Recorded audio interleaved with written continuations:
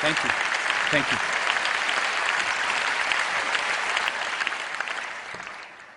Thank you very much. It's a great privilege to be here.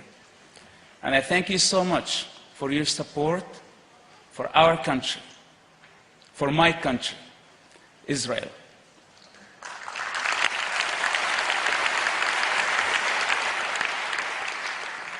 We all came here to say that I like Israel. I would like to say that I love Israel.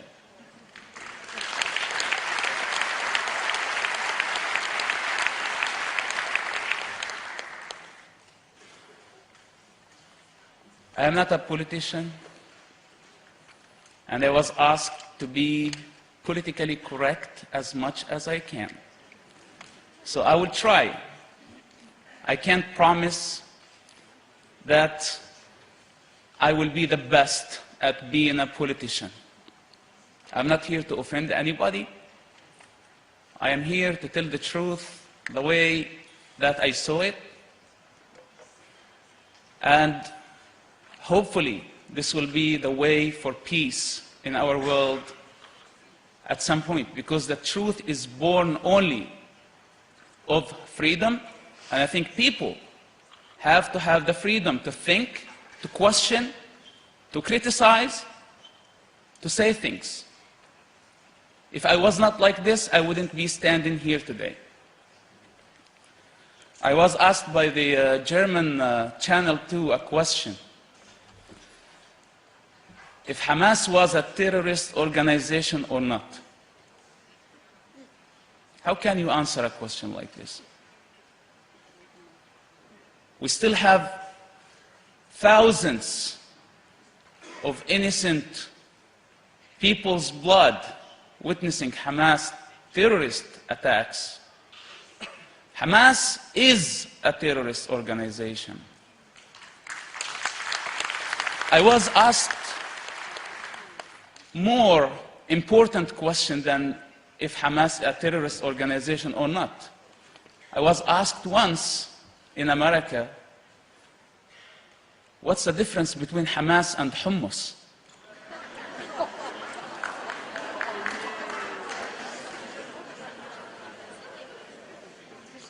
Hamas was born to destroy the state of Israel. Hamas was born to destroy, and Hamas doesn't know how to build. I can say this because I have the authority to say that. I grew up in the heart of Hamas leadership.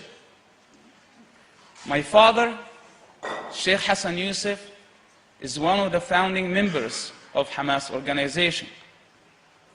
My family had to pay a very high price for the cause of Hamas. And we had to suffer more than any Palestinian family. So Hamas, at some point of my life, was my project.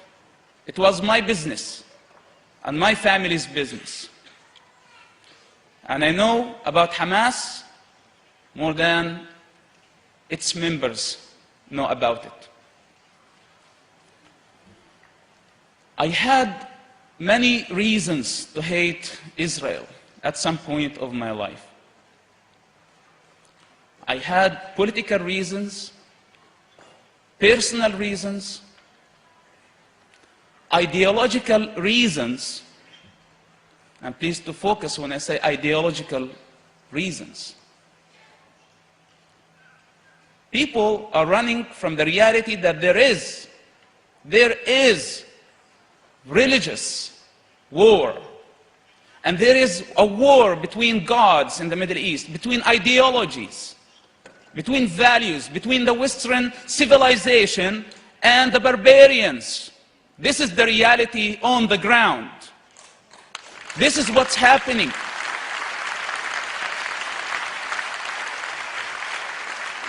This is not radical Islam. I'm coming from a moderate Muslim family, and my dad considers himself a moderate leader.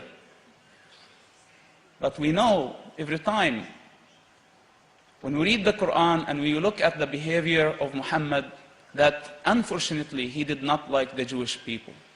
And Hamas followed his steps. Muslims and Palestinians have the motivation, the religious motivation for their fight.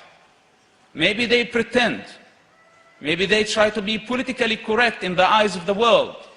But I personally, as a thinker and as an author, I can't fool people. And I don't care if I'm considered whatever people want to consider me. We have to face the reality with courage before it's too late. Do Arabs hate Israel because of political reasons or because of ideological reasons? Is it a political conflict or a racial conflict? When I see and listen to the media here in the West, I start to forget where I'm coming from. I know the language, I know the people, I know the mentality, I know everything about that culture of death. And I start to believe the lie that this is just a minor problem. I'm here today to say that the ideological dimension of the Middle East conflict is the most important dimension. And we, as free people, have to take this in consideration. This is my message and this is my responsibility.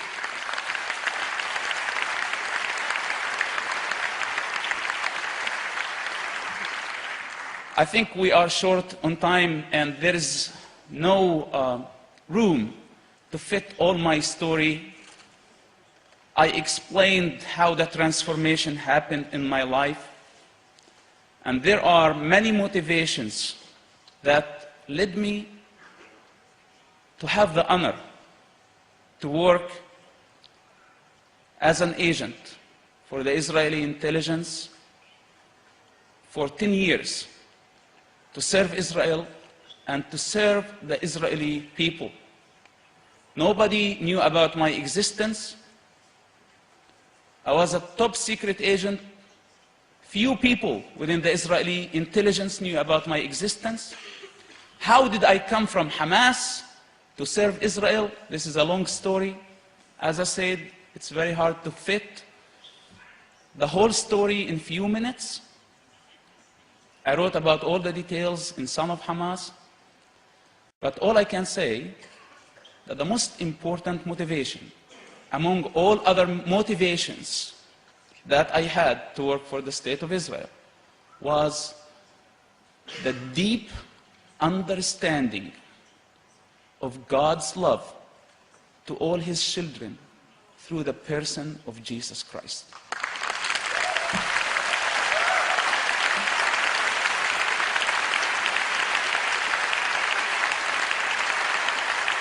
I am not here to preach. I'm not a saint, I'm a sinner, and I'm not a preacher, but this is the truth.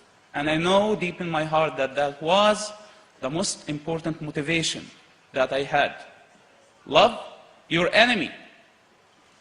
And I took the challenge, and because of that, I stand here today very confident. Yes, disowned. Yes, my nation want to kill me and execute me, and they consider me as a traitor.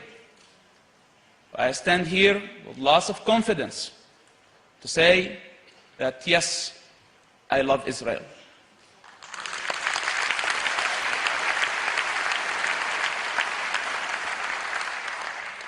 Politicians and the international community, governments, everybody is talking about the right of a Palestinian statehood, that Palestinians have their own state. I think it's a bad idea. And I think that Palestinians will pay very high price for this. Palestinians for more than 60 years tried to destroy the state of Israel, not to build a Palestinian state. And now they're coming very late, trying to fit a Palestinian state like somebody who's trying to fit an elephant in the eye of a needle. It's a small property. It's a very small country. 27,000 square kilometers. This is nothing. And it does not have room for two states. I am not saying that Palestinians can have their own authority and they can have a state. But we have to take in consideration the Israeli security necessities. We have to take this in consideration. We all see what happened in Gaza Strip. And we don't want to repeat the same mistakes of the past. Because not only Israelis will suffer, Palestinians will suffer too. I'm not talking about Palestinian politicians and leaders. I am talking about Palestinian children who are sick and tired of the ways of their leaders and their selfish desires. And I hope that none of my Palestinian children will have to go through what I had to go through.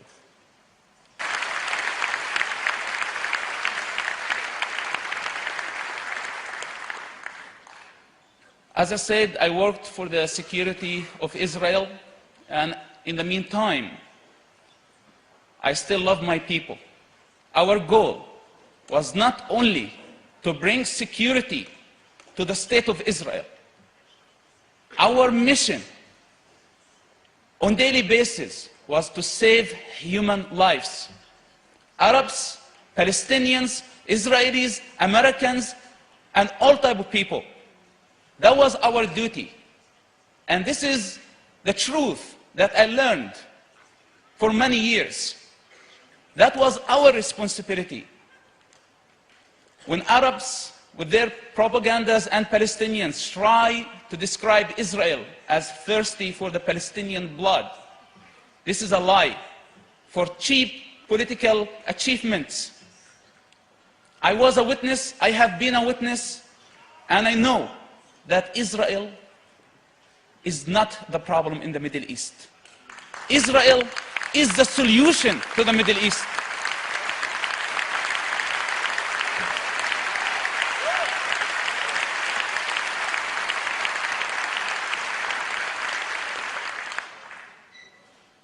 I want my people to see and study the Israeli experience after all the tragedies that this amazing nation had to face. Their focus was not to take revenge. After the Holocaust, the focus was to survive and to choose life over death. Unfortunately, my people did not learn from this amazing experience, and they are doing totally the opposite. They're seeking death over life. This is why I say that Israel is the solution, not the problem. And let me be honest with you. In this conflict in the Middle East today, after a long experience here in the West, reading, studying, reading about all the foundations of this civilization, the Western civilization, and its philosophy, I tell you, if Israel fails in the Middle East, the Western civilization will fail.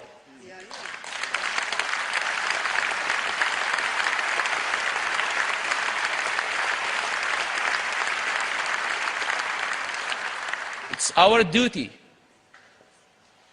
to protect and defend the state of Israel. And this is not for any political achievement. When I did this, when I do this today, I do it for myself. And I do it for the generations to come and for peace in our world. Thank you so much for coming this evening, and God bless you all.